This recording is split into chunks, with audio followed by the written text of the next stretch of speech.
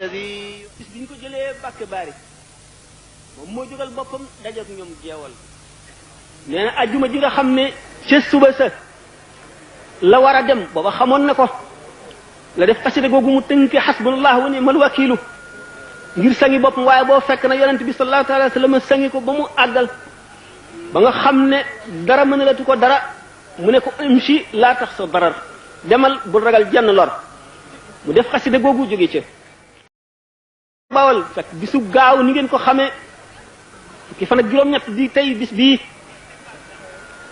mu dajee kuréel bi nasaraan bi yebal jeewal teelu loola jóge Mbàkke Baari ndax ci ngoon lañu agsi jeewal fa lañ mottali bëccëg bi fanaan bir seddi di béer ñu julli suba ba noppi